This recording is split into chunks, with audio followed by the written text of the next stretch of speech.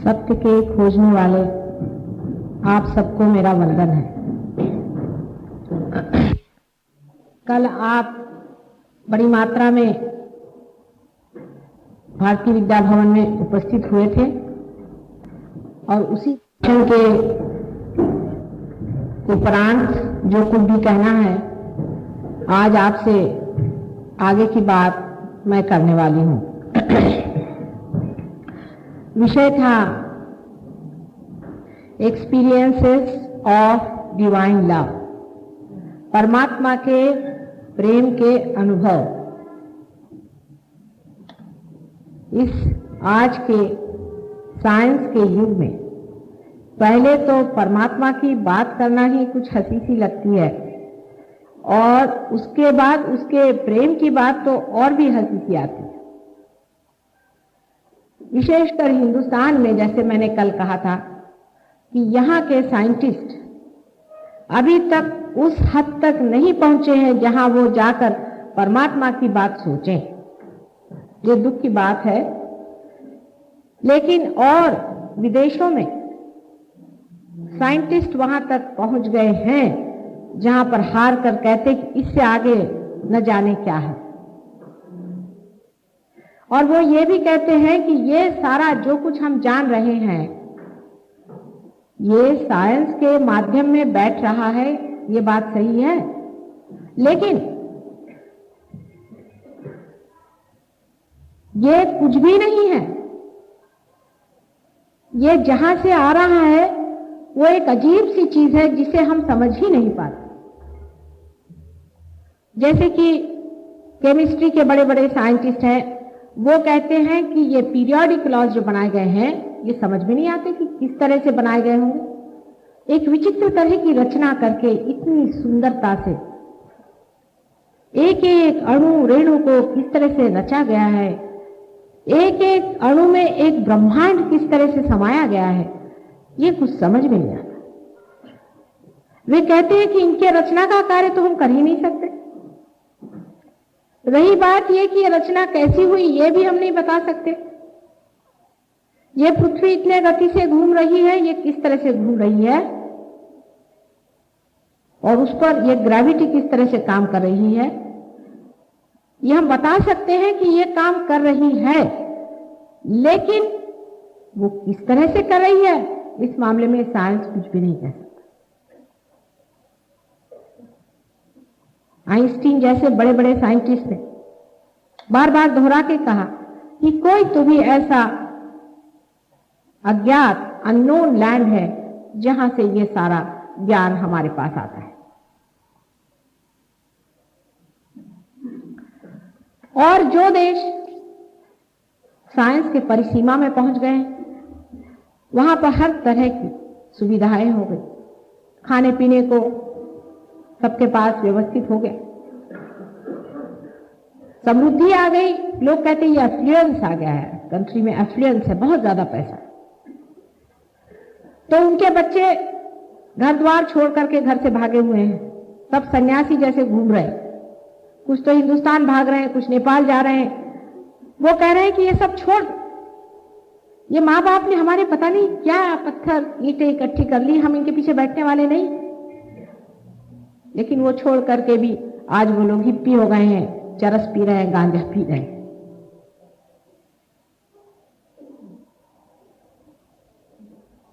लेकिन इन सब बातों से परमात्मा की सिद्धता नहीं होती। ये तो सब तर्क वितर्क से, इंटेलिजेंस से, जिसको कहते हैं रैशनलाइज करने से कोई जगह आदमी जाके पहुंचता है और कहता है कि इससे परे कोई शक्ति जरूर है। नहीं, मैं ये बात नहीं कहने वाली आपसे। मैं आपको तो साक्षात की बात कहने वाली हूं, एक्चुअलाइजेशन ऑफ द एक्सपीरियंस, जो अनेक वर्षों से अपने योग शास्त्र आदि छोड़ दीजिए, लेकिन विदेशों के भी बड़े बड़े मनोवैज्ञानिक और फिलोसोफर्स, उन लोगों ने जो बात कही है कि इस जड़ स्थिति से उस सूक्ष्म स्थिति में कैसा उतारा जाए। मन भी तो जड़ है, विचार भी जड़ है, इस विचार के सहारे किस तरह से उस निर्विचार, इस सीमा के सहारे किस तरह उस असीम में उतारा जाए, इस फाइनाइट से किस तरह से उस इनफाइनाइट में उतारा जाए, ये जो आदि काल से मानव के सामने बहुत बड़ा प्रश्न रहा, उसका आज मैं आपके सामने उत्तर लाई हूं। वो उत्तर सिर्फ शब्दों में नहीं है, कृति में है। यह आपको भी हो सकता है, क्योंकि उसके होने का समय आ गया।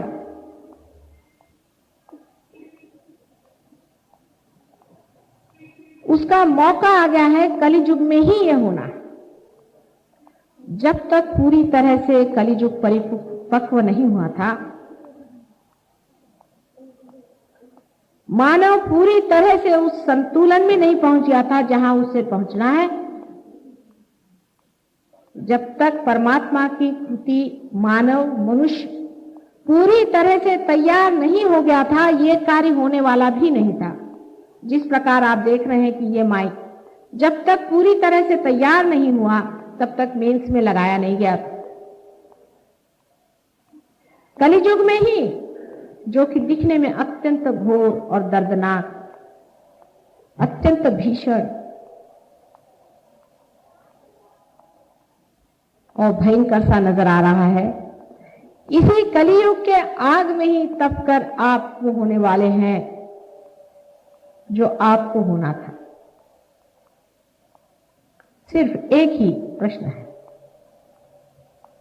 एक ही आपके सामने विनती है कि आप स्वीकार्य किसे करते हैं, आप किसका सत्कार करते हैं, आप किसे चाहते हैं। क्या आप सत्य चाहते हैं या असत्य चाहते हैं? मनुष्य बेकल है, आपसे कहीं अधिक उन देशों में जहां लोगों के पास खाने पीने के लिए बेतहाशा है। लोग पागल हो रहे हैं, आफत मच रही है। आपको पता नहीं कि कितने दुखी वे लोग हैं जिनके पास खाने पीने के लिए आपसे कहीं अधिक है। कितने सुसाइड्स वहां हो रहे हैं। आप लोगों को तो अभी यह है कि पैसा कमाना है, उनको तो वो कुछ करने का नहीं। तो अब वो आगे क्या करेंगे? वो तो एकदम पागल हो गए। उनके समझ में नहीं आता है कि हम आए किस लिए है इस संसार। जैसे कि कोई एक बंद कमरे में अपने को पाते हैं और इधर उधर टक्कर मार रहे हैं।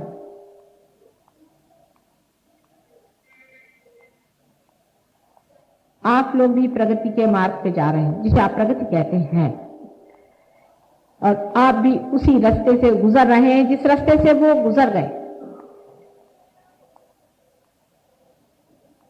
अंतर इतना ही है कि जिन चीजों का उनको महत्व है, उसका आपको इतना नहीं।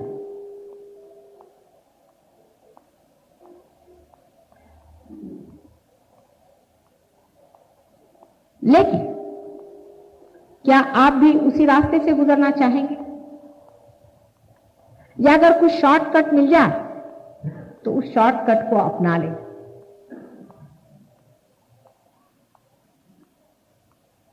आपको पता होना चाहिए ये भारत भूमि एक योग भूमि, अधिकतर अवतार इसी भूमि पर पैदा हुए।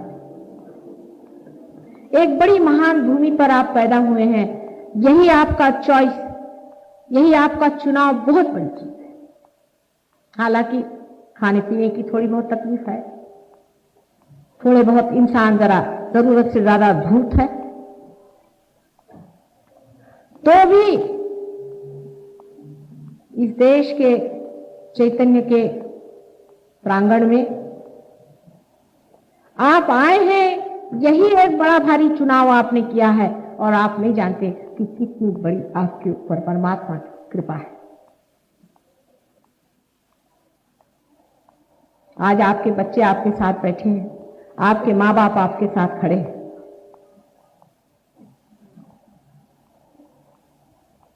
इसीलिए सहयोग भी जो पनपा है वो हिंदुस्तान में, भारतवर्ष में ही पनपेगा पहले, और इसी में भारतवर्ष सारे संसार का अगुवा होने वाला है।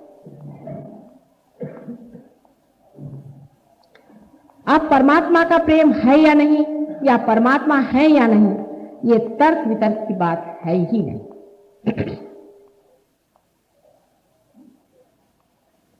एक तो इस देश में ऐसे महान लोग हो गए हैं, जैसे आप आदि शंकराचार्य को ही ले लीजिए, जिन्होंने पहले ही से चैतन्य लहरियां आदि कितनी ही बातों पर हम लोगों को समझा रखा है। हमारे पास ऐसे अनेक ग्रंथ हैं जिसके अंदर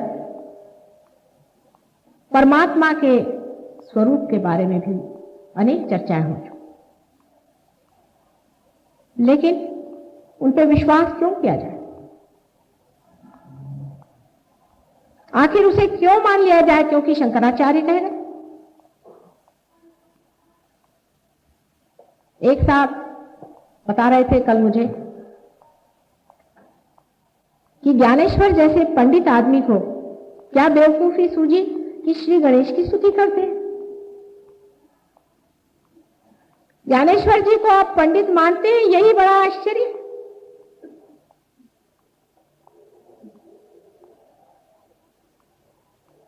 उनके शब्द चातुर्य के लिए क्या आप उनको पंडित मानते हैं?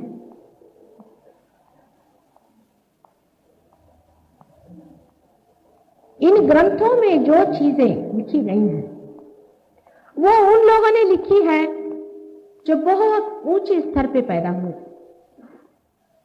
उनकी चेतना बड़ी ऊंची थी, उनके चक्षु कुछ और थे।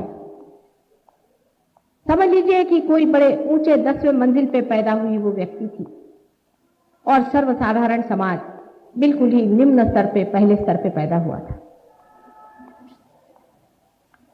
दोनों के बीच में जोड़ने वाली कोई चीज ही नहीं थी सिवाय इसके कि नीचे का समाज उनको जब तक वो जीवित रहे उनको सताता रहा पूरी तरह से, और जब मर गए तो उनके मंदिर और ये और वो बना करके और उनके नाम पर पैसा कमाता रहा। ये सीधा हिसाब है, क्योंकि वो भी प्रयत्नशील रहे कि बात समझाएं, लेकिन कहीं तक पहुंच नहीं पाए। जब तक इस स्तर के लोगों को थोड़ा सा ऊंचा न उठा जाए, जब तक इनकी सीमित चेतना जो कि मनुष्य की चेतना है ऊपर ना उठाई जाए, उनका भी कोई दोष नहीं, क्योंकि वो भी कैसे समझ पाएंगे कि इससे भी ऊपर स्थित कोई चीज है, कोई चेतना। अगर उनका विश्वास नहीं है उसमें भी उनको कोई दोष देने की बात नहीं। अगर उनका परमात्मा पे विश्वास नहीं उसमें भी मनुष्य को दोष देने की कोई बात नहीं, क्योंकि मानव बनाया ही ऐसा गया है। मानव की रचना ही ऐसी हो गई है कि थोड़ी समय के लिए वो परमात्मा के प्रेम से वंचित किया गया, हटाया गया। जो सर्वव्यापी प्रेम परमात्मा का है, जिसे वो जान सकता है, जिसमें वो रह सकता है, उससे वो अलग हटाया गया। मानव की सागर से बूंद अलग कर दिया गया, एक विशेष तरीके से किया गया, जिसके बारे में मैंने अनेक बार बताया है। इस तरह से कुंडलिनी मनुष्य के अंदर प्रवेश करती है और किस तरह से उसके अंदर ईगो और सुपर ईगो, अहंकार और प्रत्यहंकार सर में इकट्ठे होकर के और उसके सर में एक तरह का पिंजरा बना देती है, जिसके कारण वो इस सर्वव्यापी परमात्मा के प्रकाश से अलग होकर के अपना व्यक्तित्व बनाता है। हम अलग हैं, आप अलग हैं, आप अलग हैं। एक उसकी एक विशेष तरह की रचना मनुष्य के त्रिकोणाकार सर में होती है।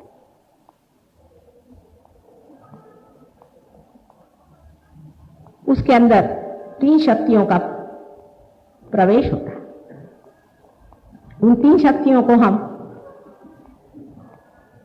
शास्त्र के अनुसार महासरस्वती, महाकाली और महालक्ष्मी के नाम से जानते हैं। लेकिन इन शक्तियों में से एक शक्ति सृजन करती है, जिसे हम महासरस्वती कहते हैं। महाकाली हमारी स्थिति बनाती है, जिससे हम एग्जिस्ट करते हैं। और महालक्ष्मी की शक्ति से हम आज पत्थर से मानव हो गए, हमारी उत्क्रांति हुई, हमारा इवोल्यूशन हुआ।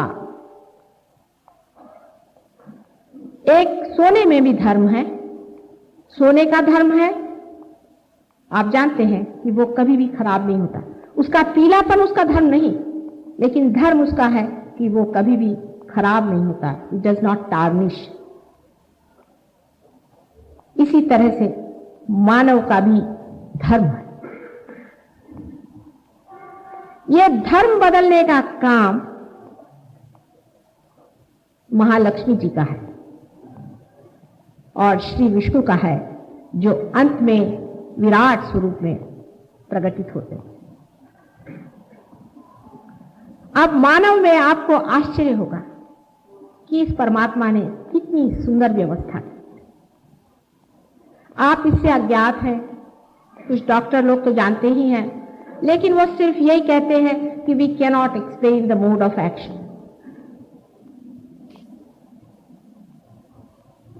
मनुष्य के अंदर परमात्मा ने बड़ी सुंदर रचना, उसके ब्रेन से लेकर नीचे तक मज्जा तंतु तक एक ऑफिस सा खोल दिया है, समझ लीजिए। अब आप कहेंगे कि श्री गणेश कौन होते हैं, श्री गणेश हैं या नहीं, हम कैसे माने? ठीक बात, आपने श्री गणेश को देखा नहीं, आपने उनको जाना नहीं, आपको नहीं मानना चाहिए।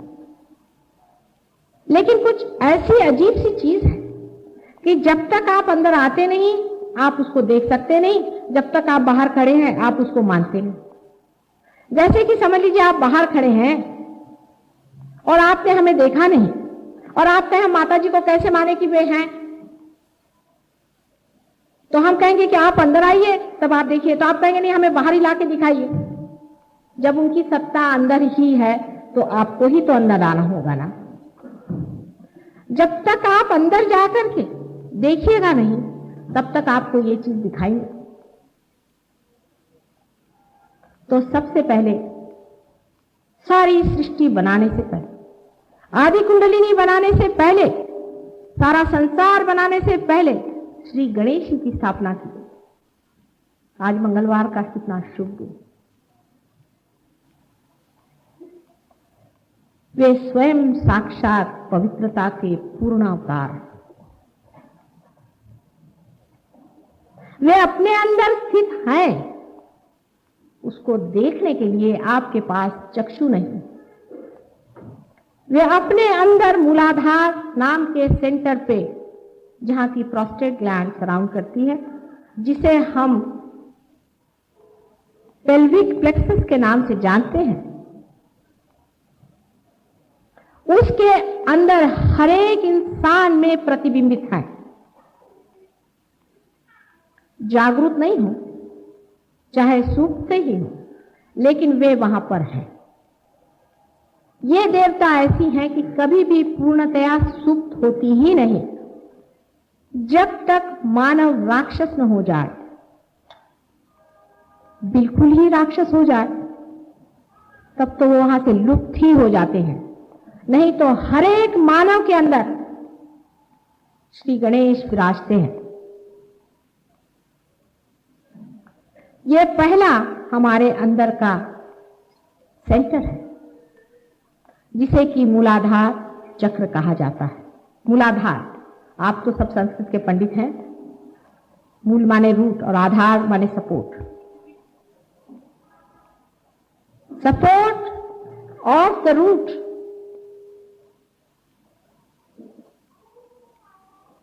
Root of this creation. उसके सपोर्ट पर बैठे हैं श्री गणेश। इनको इसलिए सबसे पहले बनाया गया क्योंकि सारा संसार पवित्रता से लिपट जाए, पवित्रता में और इनोसेंस में, भोलेपन में डूबा रहे।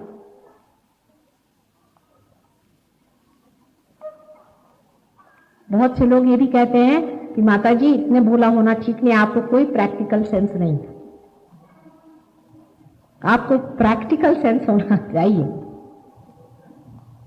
भगवान से बढ़ के कोई और अधिक प्रैक्टिकल है ही नहीं। आप में जितनी भी अकल आई है उसका स्रोत वही है। अंतर इतना ही है कि वो सुबुद्धि का, विजडम का स्रोत है, मूर्खता का नहीं। जिसको आप बहुत प्रैक्टिकल बात कहते हैं वो महामूर्खता की बात होती है। अंत में आप महामूर्ख साबित हो जाते हैं, लेकिन वो उस वक्त आप महामूर्ख साबित होते हैं जबकि आप वापस नहीं आ सकते। आप अपने को बहुत अक्लमंद समझ करके संसार में चलते हैं। एक गणेश जी की सूंड हिल जाते ही सारी आपकी 420 ऐसी उल्टी घूमती है कि सीधे आप नर्क में जाके पहुंचते हैं।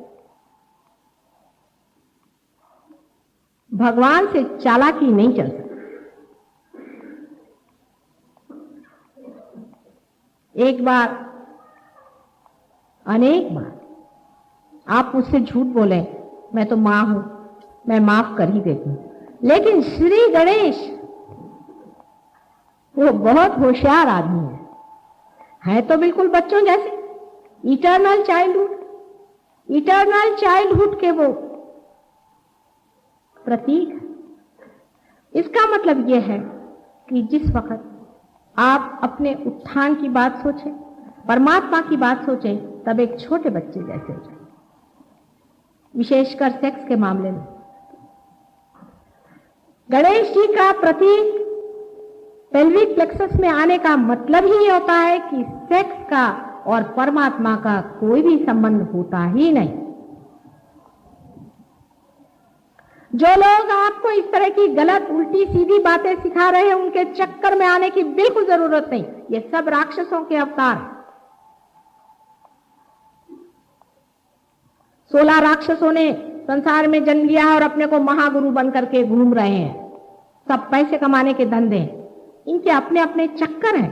इन चक्करों में खुद फंसेंगे, लेकिन अपना आखिरी हाथ, आखिरी दांव लगाना चाहते हैं कि कितने महामूर्ख उनके बातों में फंसने वाले।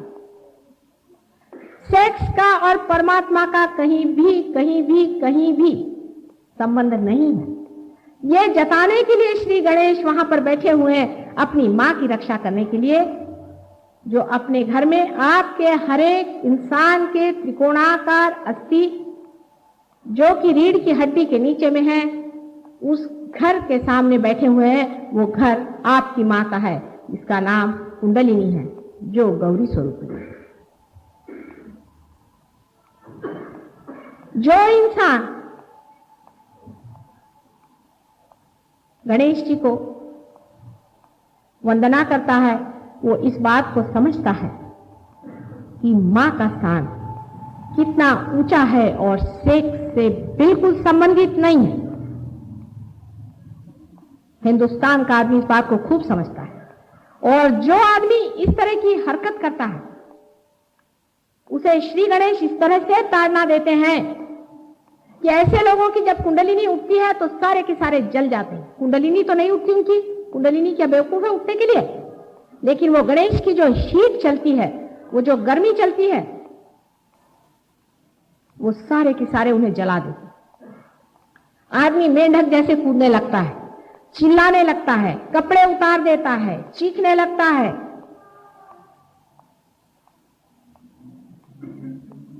ये सब लक्षण अत्यंत घृणित तरह के लोगों से होते हैं। ये लोग स्वयं भूत पिशाच हैं, संसार में आकर के पाप फैला रहे हैं। जो पाप है वो पाप ही है, और जो धर्म है वो धर्म है। दोनों का मिक्सचर नहीं हो सकता।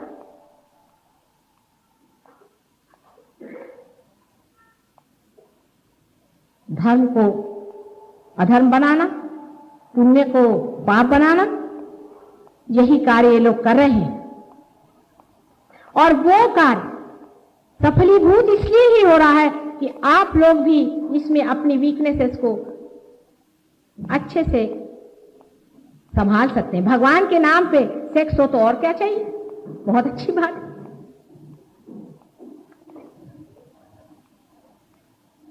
गांजा पी रहे भगवान के नाम पर, क्या कहने।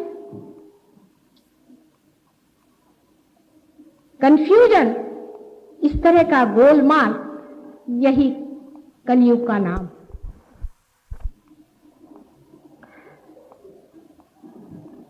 थोड़ी सी गलती जरूर हो गई थी आदिकाल में। कुछ लोगों ने मूलाधार चक्र में श्री गणेश के सोंड को ही कुंडलिनी समझा था। हो गई थी गलती उनकी, लेकिन उस गलती को कहां तक लोग खींच गए, क्योंकि पेल्विक प्लेक्सस का संबंध सेक्स से है, उन्होंने सेक्स का संबंध कुंडलिनी से लगा दिया। उसी से तांत्रिक बन गए, मांत्रिक बन गए। ये सब राक्षस है। मानव के अवतार में ये सारे की सारे राक्षस है। इनके से बच के रहिए, अपने बच्चों को बचाइए। दादर में भी ऐसे लोग हैं, मैं जानती हूं, मैंने दादर में बहुत काम किया। ये लोग पैसा लेते हैं, दूसरों पे तंत्र विद्या करते हैं और मंत्र विद्या करते हैं। वास्तविकता, जब तक मनुष्य अत्यंत पवित्र न हो, वो श्री गणेश के चरणों तक नहीं जा सकता। ये लोग गणेश को सामने रखते हैं और गणेश की पूजा करते हैं, आपको आश्चर्य होगा, और भूतों को बुलाते हैं। ये किस तरह से? जब अनधिकार चेष्टा होती है, जब कोई अपवित्र मनुष्य परमात्मा को इस तरह से छलना करता है और बार बार उसे याद करता है, तो गणेश स्वयं ही वहां सुप्त हो जाते हैं। ये लोग बहुत सेंसिटिव हैं, सब देवता जितने हैं। वो सुप्त होते ही साथ वहां सब राक्षस गण आ जाते हैं, और वो राक्षस गण आकर के हूं करते हैं। कुछ चमत्कार भी दिखाते हैं, ऊपर से अंगूठी निकाल दी, कुछ पत्थर निकाल दिया, ये निकाल दिया, वो दिखा दिया। वहां गणेश सो गए। गणेश को सुला दिया। पहले उनको पूरी तरह से अपनी नास्तिकता से, अपनी गंदी चीजों से उनको पहले सुप्तावस्था में डाल दिया, पूर्णतया सुप्तावस्था में डाल करके, और वहां पे राक्षसों को बुला लिया और अपना कार्य वो पूरी तरह से करते।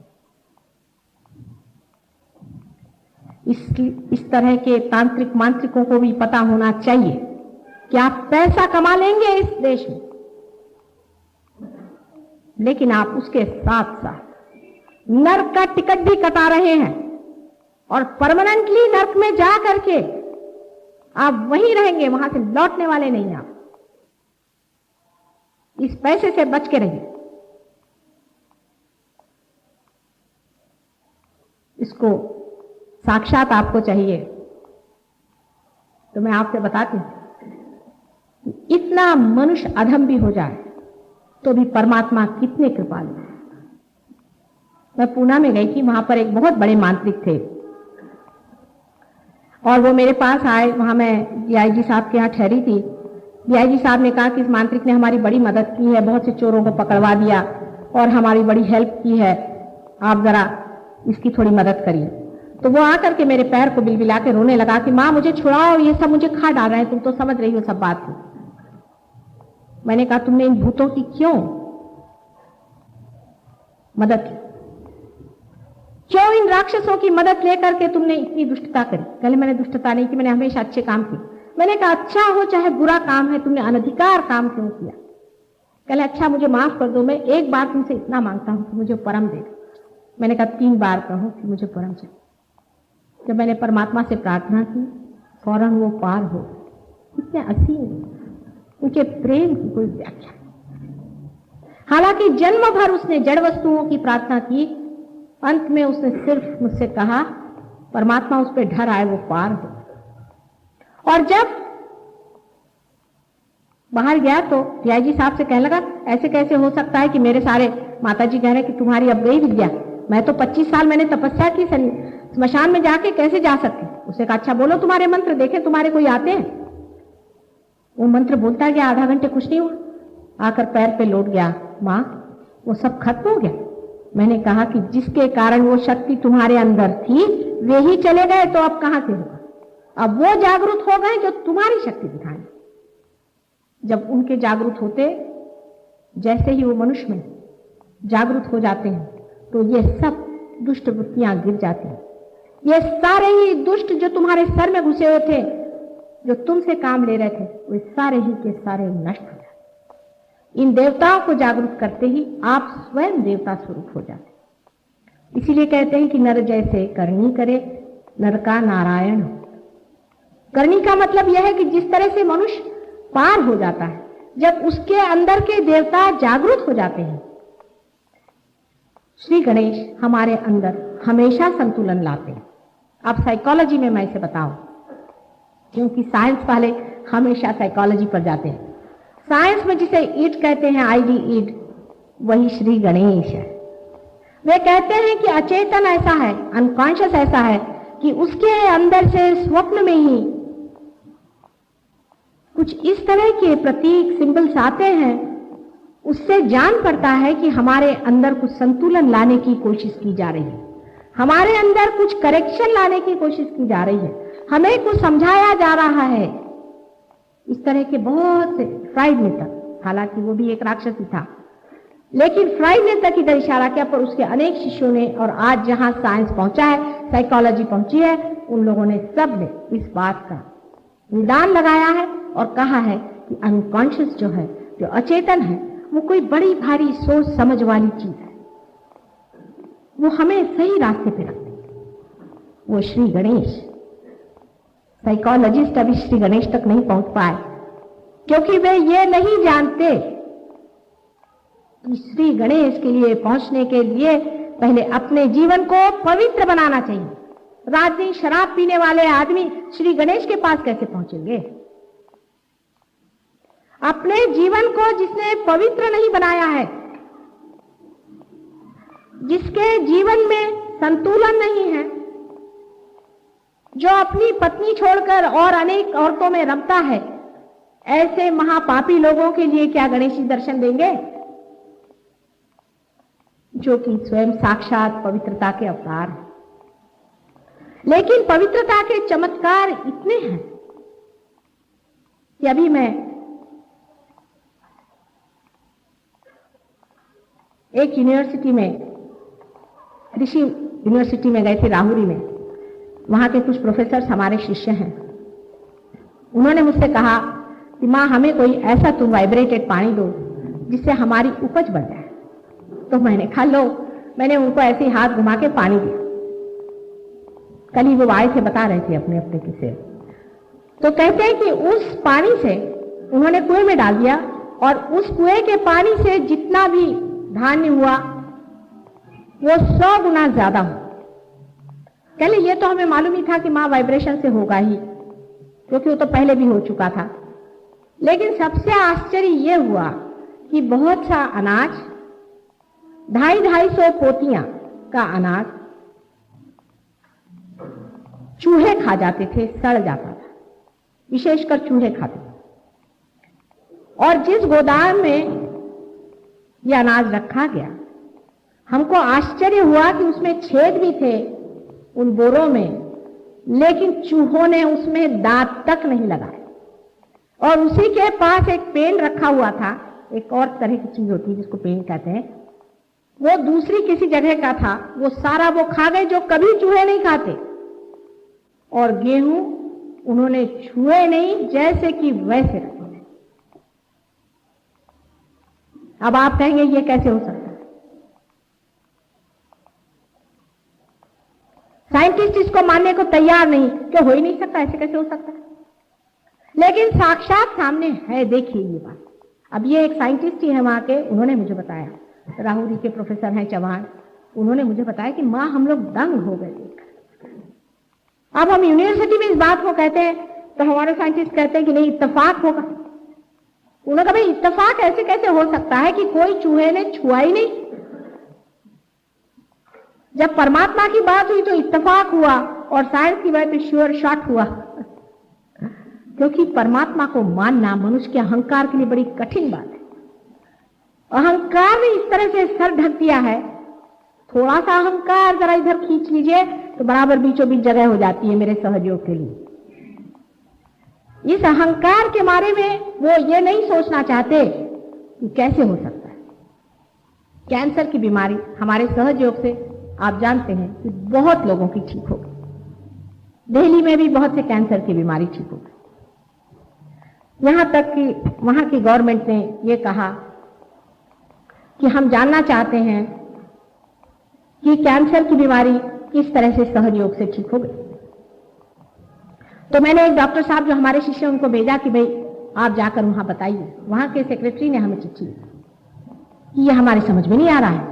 एक आदमी का तो कलर ब्लाइंडनेस, मैं बॉम्बे में लंदन में थी, उसकी मेरे पास चिट्ठी आई और दूसरे दिन मैं ध्यान में गई, उसी दिन उसका कलर ब्लाइंडनेस ठीक हो गया। वो गवर्नमेंट सर्वेंट था, डायरेक्टर था, उसकी नौकरी चली गई, लेकिन उसके कलर ब्लाइंडनेस पर किसी को विश्वास ही नहीं हो रहा था। अंत में बड़ी मुश्किल से मैंने वहां एक सेक्रेटरी साहब को चिट्ठी लिखी, बाबा उसका एग्जामिनेशन तो करवा लो। जब एग्जामिनेशन हुआ तो वो लोग आश्चर्य में हो गए कि इसका कलर ब्लाइंडनेस कैसे ठीक हो गया। यहां भी ऐसे लोग बैठे हैं, इनका पुनर्जन्म हुआ है, बहुत से लोग हैं, गवाही देंगे आपको, आप सुन लीजिए उन लोगों से। तब उन्होंने खबर की कि आप किसी डॉक्टर को भेजिए, हम चाहते हैं मेडिकल कॉलेज में इसका पता करें। उन डॉक्टर साहब ने मुझे चिट्ठी लिखी कि पहले तो इन साइंटिस्ट से लड़ते लड़ते मेरी हालत खराब हो गई, उसमें फिर इमरजेंसी हो गई, इस वजह से अभी वो बात स्थगित है। पर वो कहते हैं कि यहां होने वाला नहीं। मैंने सबसे कहा कि भाई सहयोग एक हिंदुस्तान की देन है, कैंसर का मैंने खोज लगा लिया है, क्यों नहीं इसे देखते हो? कोई डॉक्टर देखने के लिए तैयार ही नहीं। अब देखिए आप कि अमेरिका में एक डॉक्टर लांजेवार करके बड़े अच्छे डॉक्टर हैं, वो मेरे शिष्य हैं, और उन्होंने एक दिन मुझसे कहा था कि मां मुझे कोई विशेष ऐसा आशीर्वाद दो कि मैं सहयोग को ही संसार में फैला सकूं। अभी लंदन से आने से कुछ दिन पहले ही उनका मेरे पास टेलीफोन आया कि मैं सारे न्यूयॉर्क के जितने भी डॉक्टर्स हैं, उनका एक एसोसिएशन है, उसका मैं चेयरमैन हो गया, और कह रहे हैं कि अब आप वहां आइए और सबकी अब कॉन्फ्रेंस करा के उसके सामने हम ये कैंसर का और इस सब चीज का सामने रखेंगे कि हमने पैरासिम्पैथेटिक नर्वस सिस्टम को कंट्रोल कर लिया। अब आपके सामने मैं कह रही हूं, यहाँ के जो डॉक्टर्स हैं अगर इसको एक्सेप्ट नहीं करना चाहते हैं तो ये आने दीजिए अमेरिका से, फिर क्या करें? जब हम सभी चीज अमेरिका ही की लेने चाहते हैं तो मैं इसे क्या कर सकती हूं?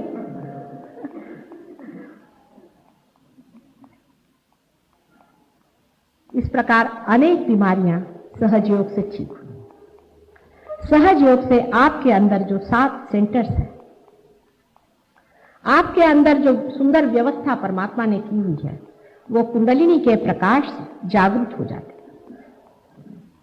और ये देवता जागृत हो करके उसका पूरा संतुलन करते हैं और शरीर का पूरा संचालन करते हैं और सारे शरीर में वो शक्ति प्रदान करते हैं जो ऊपर से हमारे ओर पूरी बहती है।